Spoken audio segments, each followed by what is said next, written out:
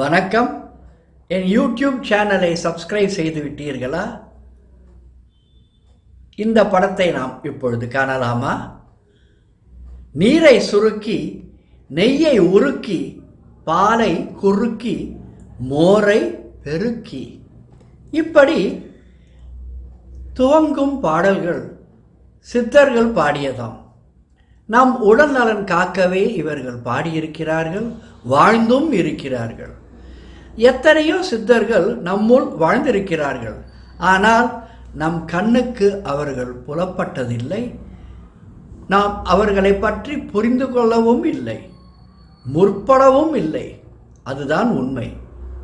கும்பகோணத்தில் அம்மாளு அம்மாள், அம்மாளு பாட்டி என்று ஒருவர் வாழ்ந்திருக்கிறார். அவர் சித்தரா என்று எனக்கு தெரியாது.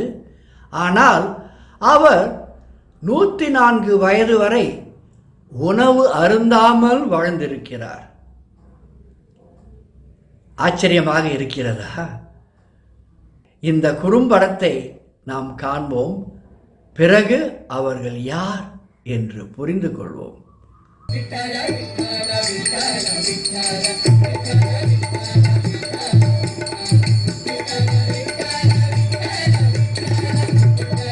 பங்குனி உத்திரம்.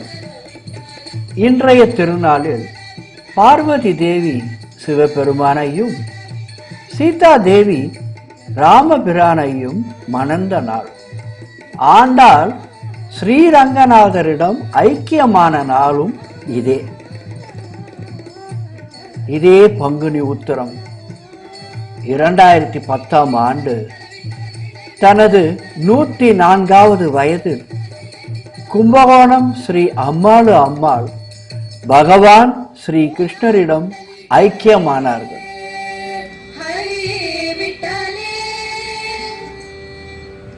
தனது வாழ்நாள் முழுவதும் விட்டலா கிருஷ்ணரையே நினைத்து வாழ்ந்த அம்மாளு அம்மாள் கும்பகோணத்தில் ஆச்சாரமான கன்னட மாத்வா குடும்பத்தில் 1906ஆம் ஆண்டு பிறந்தார்கள்.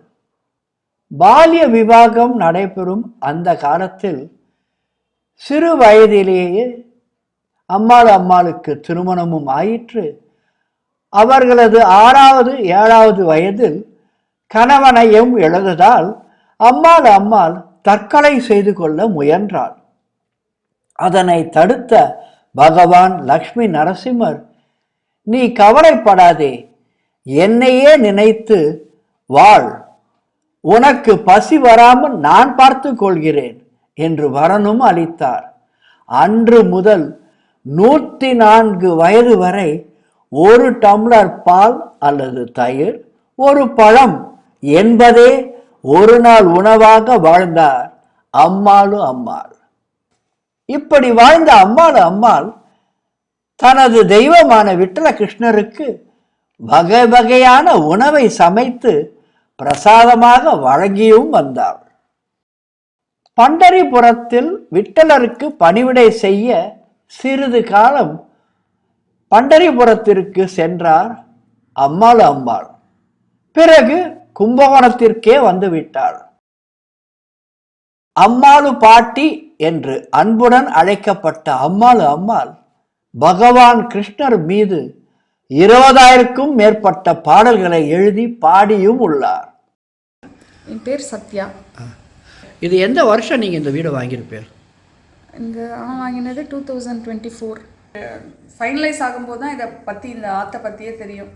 அப்புறம் வாங்கிறதா வேண்டாமா, இப்படி ஒரு பெரிய ஒரு இதெல்லாம் இருக்கிற ஆற்றை வாங்கிறதா வேண்டாமான்னு அப்புறம் சுவாமிகிட்ட கிருஷ்ணர்கிட்ட கேட்டு அவர் துணிஞ்சு வாங்குங்கோ அப்படின்னு சொல்லி, நீ வந்து இருக்கலாம் அப்படின்னு சொன்னதுக்கப்புறம் நாங்கள் வாங்கின்னு வந்தோம். ஆக்சுவலி வாங்கி எங்களுக்கு தெரியாது, வாங்கி நாங்கள் இடிக்கிற பிளானில் வாங்கினோம் அந்த ஆற்றை.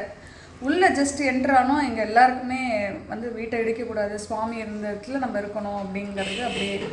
அதனால் அது அப்படியே அந்த பிராச்சீனமாக அந்த இடத்த அப்படியே எதுவுமே ஆல்ட்ரு பண்ணாமல், இந்த இடத்தெல்லாம் எதுவுமே டச் பண்ணாமல் அப்படி மற்ற ஒர்க்கை மட்டும் பார்த்துட்டு இந்த பூஜை பண்ண இடத்த இதெல்லாம் மெயின்டைன் பண்ணி இதுதான் அந்த சுவாமி வந்து இங்கே ஒரு குளம் மாதிரி, சின்ன குளம் மாதிரி. அந்த பாட்டிக்கு வந்து சொன்னாராம் சுவாமி வந்து குருவாயூர் கிருஷ்ணர் வந்து அங்கே எல்லாம் நடக்கிறது, தீபோற்சவம் நடக்கிறது, எனக்கு எல்லாம் நடக்கிறது இங்கே, ஆனால் தெப்போற்சவம் நடக்கவே இல்லை, தெப்போற்சவத்தை பண்ணி கொடு அப்படின்னு சொன்னோன்னா, என்னால் அப்படி எவ்வளோ பண்ண முடியும், என்கிட்ட அவ்வளோ பணம் இல்லையே அப்படின்னு சொன்னாலாம். இப்படி சொல்லும்போது இல்லை நீ எனக்கு பண்ணுவ அப்படின்னோடனே இங்கேருந்து யாரோ ஒரு 2 கப்பல் வந்து ஒரு இது வந்து இந்த மாதிரி எனக்கு சொப்பனத்தில் வந்து இந்த ஆற்றுல வந்து இவ்வளோ சுவாமி கொடுக்க சொன்னார் அப்படின்னு சொல்லி அந்த பணத்தை வச்சதா இதை அந்த பாட்டி சொல்லுவாள், இந்த ஆற்றுல இருந்த மாமி சொன்னான். அப்படி தான் எனக்கு தெரியும். அப்புறம் மறுநாள் வந்து வரும்போது வேலை செய்கிறவ வந்து இந்த வீட்டில் வேலை இருக்குதுன்னு சொன்னாங்க. நீ என்ன வேலை செய்வ அப்படின்னோன்னா கிணறு வெட்டுவேன்னு சொல்லிட்டு அப்புறம் அந்த சின்னதாக குளம் வெட்டுறதுக்கு எவ்வளோ ஆகும்னு சொன்னோன்னா அந்த அமௌண்ட்டு சுவாமிகிட்ட வச்ச அமௌண்ட்டும் அதுவும் ஒரே இதுவாக இருந்து தான். இதுக்குள்ளே அந்த 5 படி இருக்குது. இது அந்த பாட்டி பூஜை பண்ண இடம், அந்த சுவாமியோட இது ஃபுல்லாக. அந்த பாட்டி அங்கே இருக்காளே, அந்த பாட்டி தான் அது. அது வந்து இந்த அம்மாளு பாட்டி பூஜை பண்ண ரூமு இந்த வீட்டில், இதே வீடு. காஞ்சி மகா பெரியவள் அம்மாளை நித்திய உபவாசி, அதாவது தினமும் உண்ணாவிரதம் இருக்கும் கலியுக வைகுண்டவாசி என்று கூறுவாராம். அம்மாளு பாட்டி எனும் அம்மாள் போன்ற எத்தனையோ மகான்களும் சித்தர்களும் நம்மோடு வாழ்ந்து கொண்டுதான் இருக்கிறார்கள், வாழ்ந்து கொண்டும் வருகிறார்கள். ஆனால் நம் கண்ணுக்கு மட்டும் அவர்கள் புலப்படுவதும் இல்லை, அவர்களை இனம் காண நம்மால் முடிவதும் இல்லை. இதுதானே நிதர்சனம்.